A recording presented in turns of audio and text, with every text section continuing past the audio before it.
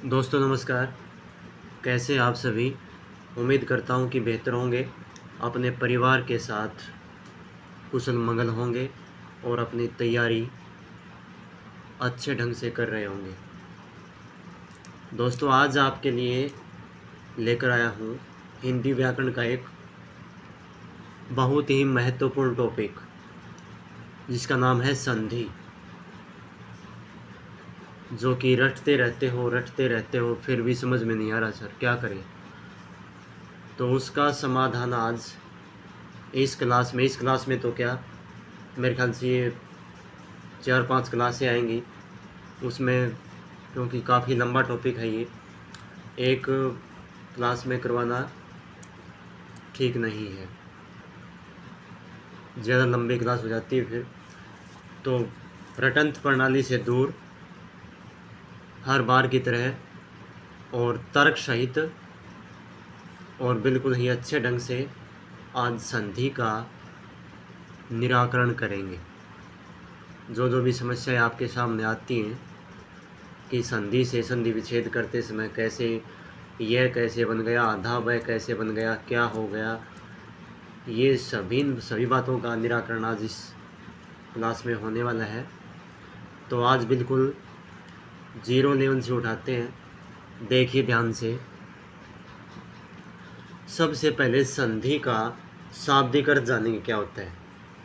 तो संधि के शाब्दिक अर्थ, जैसे ये संधि है, संधि मतलब जोड़, मेल, योग, मिलन, ठीक है ना। तो ये इसके शाब्दिक अर्थ हो गए कि संधि का अर्थ क्या होता है, योग, जोड़, मेल, मिलन, ये सभी। और ये शब्द कहाँ से आया? इस शब्द की उत्पत्ति जब हुई कि जब राजा महाराजाओं में जो है किसी भी बात को लेकर ईर्ष्या द्वेष हो जाती थी और उनके बीच जो है विवाद पैदा हो जाता था, तो उस समय जो है कोई नया राजा, कोई दूसरा राजा या दूसरा कोई व्यक्ति जो है मध्यस्थता करने के लिए उनकी मध्यस्थता करता था और उनके बीच संधि करवाता था, यानी कि मिलवाता था उनको। आज की भाषा में बोलें तो कंप्रोमाइज़, ठीक है ना। तो और इसको इंग्लिश में बोलते हैं ज्वाइनिंग, ठीक है। ये भी आपको ध्यान रखना है। तो आइए अपने विषय पे आइए। तो संधि का क्या अर्थ हो गया? मेल, जोड़, मिलन और योग। अब सबसे पहले संधि की ही संधि विच्छेद कर देते हैं। जैसे संधि है ये, तो इसका सम प्लस धी हो जाएगा विच्छेद। विच्छेद क्या होता है बताऊंगा, क्योंकि इसका करना ज़रूरी था। सम प्लस धी, ये व्यंजन संधि रहेगी। बताएंगे इसका नियम बाद में, जब आएगा पहुँचेंगे यहाँ पे। तो अब देखो, तो क्या है, तो सबसे पहले संधि का अर्थ हो गया। अब बात आती है, एक होता है संधि विच्छेद। विच्छेद का मतलब अलग होना, तो दोनों पे चर्चा करेंगे। तो संधि की परिभाषा पहले कर लेते हैं। ये रही परिभाषा कि दो निकटवर्ती वर्णों के पारस्परिक मेल से जो विकार अथवा परिवर्तन होता है उसे संधि कहते हैं। दो निकटवर्ती का मतलब होता है बिल्कुल पास। देखो ये है हमारे पास प्लस का निशान, प्लस को हिंदी में बोलते हैं धन, ठीक है ना। अब निकटवर्ती का मतलब ये हुआ कि इस प्लस से तुरंत पहले और प्लस के तुरंत बाद, ये होते हैं निकटवर्ती, ठीक है ना। अब निकटवर्ती वर्णों के पारस्परिक का मतलब आपस में मेल से मिलने से जो विकार का मतलब परिवर्तन, दोष, बदलाव होता है अथवा परिवर्तन होता है, उसे संधि कहते हैं। अब ये परिवर्तन कैसे होता है वो भी बताएंगे। परिभाषा क्या हुई कि दो निकटवर्ती वर्णों के मिलने से जो विकार पैदा होता है उसे संधि कहते हैं। विकार कैसे पैदा होता है? अब देखिए, ये जैसे ए है, यहाँ भी ए है, तो ए और ए प्लस मिलके ये बन जाएंगे, ये आ बन जाएगा। आ क्या बन जाएगा? आ बन जाएगा यहाँ पे। कैसे बना, देखो ये एक शब्द है, जैसे भाई काव्य प्लस अंश, काव्य प्लस अंश। यहाँ पे ये ए है। अब कुछ बच्चे कहेंगे सर ए कहाँ, ये तो ये है, क्योंकि ये है ज़रूर, लेकिन कोई भी व्यंजन होता है उसमें स्वर समाहित होता है। यहाँ पे है और यहाँ पे ए है। ठीक है, अब देखो तो क्या नियम है, ए प्लस ए क्या बनेगा, आ बनेगा, तो काव्य। ठीक है, अब ये जो ए है ये इस ये में आ जाएगा। ठीक है ना, ए प्लस ए मिलके क्या हो जाएगा, आ। अब ये ए इस ये में आ गया, अब ये बन गया या, और ये जो अनुस्वार है ये भी इसके साथ ही आएगा, और शय का शय, शय का शय, तो ये बन गया काव्यांश। क्या बना, काव्यांश। पहले था काव्य अंश, अब बन गया काव्यांश। तो बदलाव हुआ या नहीं हुआ, ये देखो यहाँ पे ये था, ए था, अब यहाँ पे ये को क्या हो गया, आ की मात्रा हो गई, और ये ख़त्म हो गया, ख़त्म तो क्या हो गया, इसमें आ गया। तो इसको बोलते हैं प्यारे विद्यार्थियों परिवर्तन। इस प्रकार से परिवर्तन होता है, और परिवर्तन कहाँ होता है, सिर्फ प्लस के निशान से तुरंत पहले और बाद में, यही दोनों जो है लड़ते हैं। बाकी इसके आगे पीछे वाले जो ये वर्ण होते हैं, जैसे का, व्यादा और शय, ये तमाशबीन होते हैं, देखते रहते हैं। ये बोलते हैं हम तुम्हारे साथ हैं, तुम कुछ भी करो। ठीक है, इस प्रकार से परिवर्तन होता है। तो परिभाषा मेरे ख्याल से समझ में आ गई होगी आपको। हाँ, तो अब देखिए ये संधि की परिभाषा थी। अब संधि विच्छेद। संधि विच्छेद क्या होता है, विच्छेद का मतलब क्या होता है, तोड़ना, अलग करना। तो संधि करने में प्रयुक्त शब्दों को अलग अलग करना, यानी कि दो सार्थक शब्द होते हैं उनको अलग अलग करना जो है वो संधि विच्छेद कहलाता है। जैसे यहाँ पे ये है, ये काव्य और अंश, काव्य और अंश हैं, ये संधि विच्छेद है। ठीक है ना। अब बात आती है भाई कि संधि के भेद कितने होते हैं। तो संधि के 3 भेद होते हैं, ये तो आप सभी को ही पता होगा। कौन कौन से, स्वर संधि, व्यंजन संधि और विसर्ग संधि। स्वर, व्यंजन और विसर्ग। अब यहाँ तीनों का अलग अलग से विश्लेषण करेंगे। देखिए, हाँ, परिभाषा एक बार फिर बता दूं कि परिभाषा में ऐसे मत करना कि दो शब्दों के मिलने से, दो निकटवर्ती शब्दों के मिलने से जो परिवर्तन होता है, शब्दों नहीं भाई, वर्णों आएगा। यदि शब्द कर दिया तो फिर समास बन जाएगा फिर वो। इस बात का ध्यान रखना। ऑप्शन में कहीं भी आता है इस प्रकार का प्रश्न तो वहाँ पे शब्दों ज़रूर आएगा। ठीक है ना, तो शब्दों का तो समास में हो जाएगा, ये ध्यान रखना। अब आती है बात, 3 भेद हैं। तो सबसे पहले लेते हैं स्वर संधि। स्वर संधि, तो इसकी परिभाषा क्या होगी कि दो स्वरों के परस्पर मेल को स्वर संधि कहते हैं, या फिर ऐसे भी कह सकते हैं कि दो निकटवर्ती स्वरों के मिलने से जो परिवर्तन होता है उसे संधि कहते हैं। क्या कहते हैं, संधि कहते हैं। देखो अब इसके बाद स्वर संधि की परिभाषा के बाद फिर स्वर संधि के भी भेद होते हैं। स्वर संधि के 5 भेद होते हैं। कितने होते हैं, 5। ये प्रश्न पता नहीं कितनी बार पूछा गया है कंपटीशन एग्ज़ाम में। और ये जो है संधि का टॉपिक लगभग ये मानो कि 6th क्लास से शुरू होके और फिर 12th तक चलता है, हरियाणा बोर्ड में या और किसी बोर्ड में। तो 5 भेद होते हैं। कौन कौन से होते हैं, दीर्घ संधि, गुण संधि, वृद्धि संधि, यण संधि और अयादि संधि। दीर्घ, गुण, वृद्धि, यण और अयादि, ये आपको ध्यान में रखना है, याद करने ही पड़ेंगे। अब इनके ऊपर चर्चा करेंगे। सबसे पहले दीर्घ संधि की परिभाषा तो बहुत ही कम पूछते हैं। इसका नियम क्या होता है कि दीर्घ का मतलब क्या होता है? बड़ा। दीर्घ का मतलब होता है बड़ा, ठीक है ना। और एक होता है ह्रस्व। ह्रस्व का मतलब छोटा, ठीक है ना।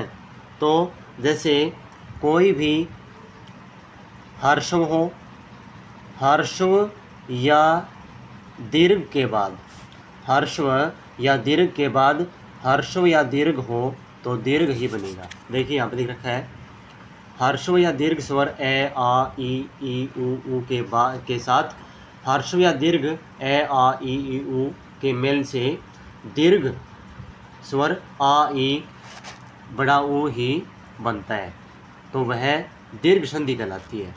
कौन सी कहलाती है? दीर्घ संधि। अब देखो यहाँ पे उदाहरण दिए गए हैं, एग्जाम्पल, कि जैसे ए प्लस ए जो हमने किया था शुरू में ही, ये आ बन गया।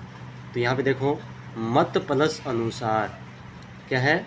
मत प्लस अनुसार, तो यह बन गया मतानुसार। क्या बन गया? मतानुसार। कैसे बना? वही नियम कि जैसे देखो मत प्लस अनुसार, मत प्लस अनुसार, यहाँ पे ए है प्लस यहाँ पे ए है, दोनों मिलके क्या बन जाएगा? आ बन जाएगा, ठीक है ना। तो क्या बन जाएगा यहाँ पे? मैं तय के साथ ये आ गया और नुसार। अब ऑप्शन में ये भी मिलेगा मत मत अनुसार, ये भी मिलेगा। और एक ये भी मिलेगा मता अनुसार। ये दोनों ही गलत हैं, ठीक है ना। या तो मता कर दिया तो ए नहीं आएगा क्योंकि ए इसमें ही आ गया, और नुसार, तो ठीक है ना।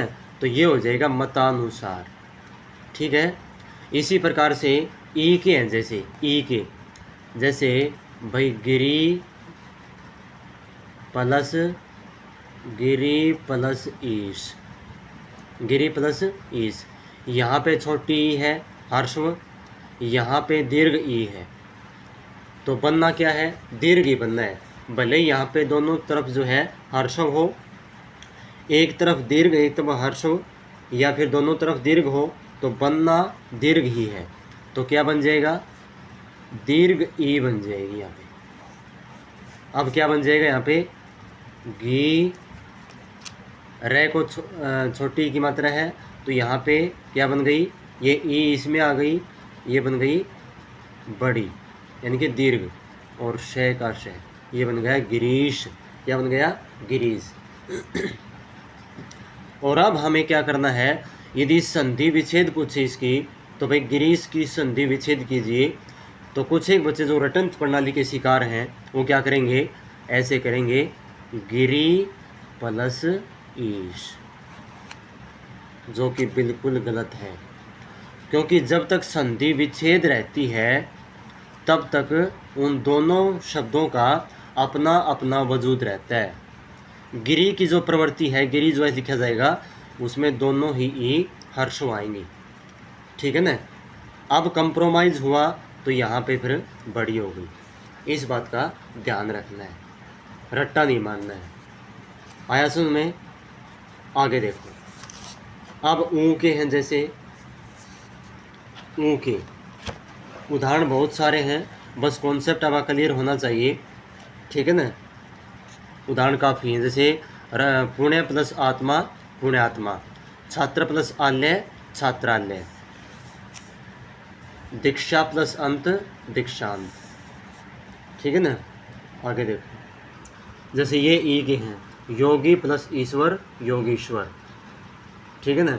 यहाँ पे दोनों जो ई हैं वो दीर्घ हैं, तो दीर्घ बनना ही है, तो यहाँ पे जो है दीर्घ संधि है ये भी। जैसे नारी प्लस इंदु नारिंदु। अब है ऊ के, विधु प्लस उदय, यहाँ पे हर्षव ऊ है और यहाँ पे भी हर्षव ऊ है, तो यहाँ पे विधुदय, मात्रा बड़ी हो गई, इसमें दीर्घ हो गया, ठीक है ना। लघु प्लस उत्तर लघुत्र, वधु प्लस उत्सव वधोत्सव, सु प्लस उक्ति सूक्ति, हर्षव है हर्षव है, दीर्घ बन जाएगा। आई बात सुन में इसी प्रकार से ये तो ए का हो गया, ई का हो गया, ऊ का हो गया। अब आते हैं किसमें, तो देखो मातृ प्लस ऋण, तो यहाँ पे छोटी री है, यहाँ पे छोटी री, क्या हो जाएगा, बड़ी री हो जाएगी, ठीक है ना, बड़ी री। तो कैसे करेंगे, मातृ प्लस ऋण, तो यहाँ हो जाएगा मातृण। जो उल्टा जो तीन है, उल्टा जो तीन कंसान है, ये बड़ी री का होता है, किसका होता है, दीर्घ री का होता है। ये संस्कृत में आता है, हिंदी में नहीं आती फिर, लेकिन फिर भी बताता हूँ आपको जानकारी के लिए, पता नहीं कहाँ मतलब किसी एग्ज़ाम में आ जाए, ठीक है। जैसे पितृ प्लस ऋण पितृण, तो ये थी दीर्घ संधि, मतलब दीर्घ बनना, बड़ा बनना। क्या पहचान है, हर्षों के बाद दीर्घ आए, दीर्घ के बाद हर्षव आए, दोनों दीर्घ के बाद दीर्घ आए, या हर्षों के बाद हर्षव आए, तो बनना क्या है, दीर्घ ही बनना है। आई बात सुन में, ठीक है। चले आगे, चलो से अब नेक्स्ट संधि आती है गुण संधि। कौन सी आती है, नेक्स्ट गुण संधि, जो कि स्वर संधि का भेद है। तो स्वर संधि का ये दूसरा भेद आपके सामने, ये गुण संधि, क्या नाम है, गुण संधि। इसकी पहचान क्या होती है कि जब भी ए और आ के बाद यदि ई हर्षव या ई दीर्घ आए, ए आ के बाद हर्षव ई या दीर्घ आए, तो क्या बन जाता है, ए बन जाता है। क्या बन जाता है, ए। दूसरा नियम क्या है, दूसरा नियम ये है कि ए और आ के बाद यदि हर्षव ऊ और दीर्घ ऊ आ जाए, क्या, ए आ के बाद हर्षव ऊ या दीर्घ ऊ, हर्षव समझते होगे, यानी कि छोटा, जिसके बोलने में कम समय लगता हो, और दीर्घ क्या होता है, जिसके बोलने में हर्षव से ज़्यादा समय लगता हो।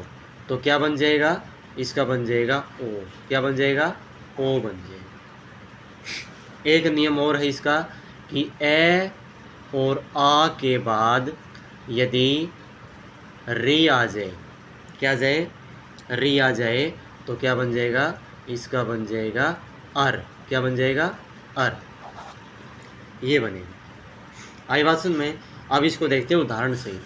तो सबसे पहले है हमारे पास क्या, ए आ प्लस ई, जैसे भाई सुर प्लस इंदर, सुर प्लस इंदर, क्या बनेगा, यहाँ पे हमारे पास क्या है, ए है, इसके बाद क्या है, ई है, तो क्या बताया, दोनों मिलकर क्या बन जाएंगे, ये मिल जाएंगे ए, क्या बन जाएंगे, ए बन जाएंगे। तो क्या बन जाएगा, सु रे और ई मिलके क्या बन गया, ए। तो रे तो रे रहेगा ही, रे तो रे रहेगा, और ए प्लस ई बन गया ए की मात्रा। नया दा है, आधा ही रहेगा, और आगे पीछे का यू का यू, ये बन गया सुरेंद्र, क्या बन गया, सुरेंद्र। इस प्रकार से ये। अब जैसे रमा प्लस ईश, रमा प्लस ईश, यहाँ पे क्या है, आ है, यहाँ पे है दीर्घ ई, तो क्या बताया था, ए बनेगा, ठीक है ना। तो इसका भी क्या बन जाएगा, रे, इसका ए और ई का क्या बन चुका है, ए बन चुकी है, और शे का शे, ये ई इसमें आ गई, ये बन गया रमेश, क्या बन गया, रमेश, ठीक है ना। अब देखो ये रही, राम प्लस इंद्र रामेंद्र, सौ प्लस इच्छा सवेच्छा, धर्म प्लस इंद्र धर्मेंद्र। यहाँ पे मैं में ए है, ई है, तो क्या बन गया, ए बन गया, हेम प्लस इंद्र हेमेंद्र, परम प्लस ईश्वर परमेश्वर, कमल प्लस ईश कमलेश, ठीक है ना। राम प्लस ईश्वर रामेश्वर, सोम प्लस ईश सोमेश, देव प्लस ईश देवेश, ठीक है। तो ए प्लस ई के इस प्रकार से। तो दोस्तों ये आज दो संधि की जो बेसिक बातें थी वो, और स्वर संधि के दो भेद। आज इस क्लास में इतना ही करेंगे। अगली क्लास में करेंगे कौन से 3 या 4 भेद स्वर संधि के। स्वर संधि को जो है कंप्लीट कर लेंगे। जो 3 भेद बचे हैं, जो कि यण, अयादि और वृद्धि, जो सबसे मुश्किल मानी गई हैं, एक एक जो है आपको समझाऊंगा कि किस प्रकार से क्या बना। बस अपने साथ जुड़े रहिए। जिस साथी ने चैनल को सब्सक्राइब नहीं किया है वो सब्सक्राइब कर लें, अपने साथियों को शेयर ज़रूर करें। फिर बताता हूँ कि रटंत प्रणाली से एकदम हट के है। तो मिलते हैं विद्यार्थियों जल्द ही अगली क्लास में। धन्यवाद। जय हिंद, जय भारत।